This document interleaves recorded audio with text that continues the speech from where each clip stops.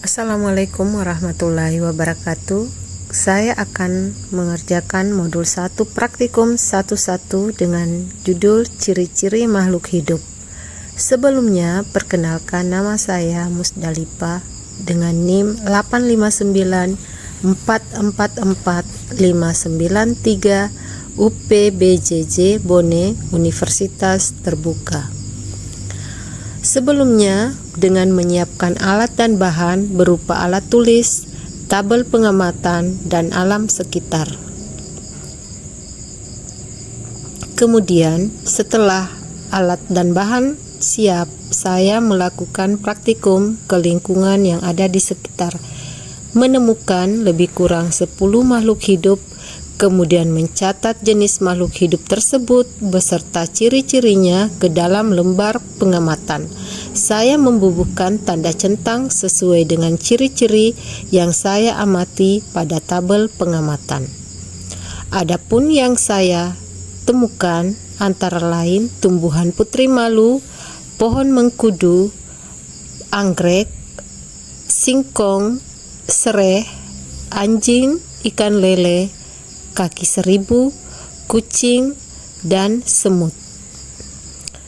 Berdasarkan hasil pengamatan saya menemukan bahwa ke-10 hewan tersebut bergerak dan bereaksi terhadap rangsangan, bernafas, membutuhkan makan atau nutrisi, tumbuh, dan berkembang.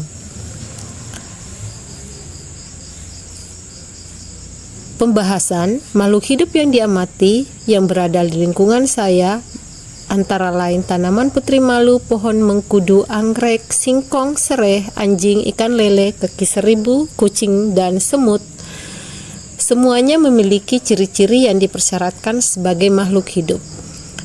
Tanaman putri malu memiliki gerak seismonasti dan niktinasti, pohon mengkudu berkembang biak dengan biji, anggrek berkembang biak dengan vegetatif dan generatif, singkong dengan stek atau cabang, sereh dengan tunas, anjing beranak, ikan lele bertelur, kucing beranak, dan semut bertelur. Mereka semua bernapas, berkembang biak, dan bergerak dengan cara yang tidak sama antara satu dengan lainnya. Sehingga saya memperoleh kesimpulan bahwa makhluk hidup memiliki ciri utama seperti bernafas, bergerak, butuh makanan, tumbuh, berkembang biak, merespon rangsangan, dan beradaptasi dengan lingkungan. Ciri-ciri ini menunjukkan bahwa setiap organisme memiliki mekanisme khusus untuk bertahan hidup dan menjalankan fungsi biologisnya masing-masing. Untuk menjawab pertanyaan pertama, yaitu apakah tumbuhan memiliki ciri-ciri gerak dan bereaksi terhadap rangsangan? Benar. Tumbuhan memiliki ciri gerak dan bereaksi terhadap rangsang meskipun gerakannya tidak secepat hewan. Tumbuhan melakukan gerakan yang disebut tropisme dan nasti, yaitu fototropisme, geotropisme, hidrotropisme, dan tigmotropisme.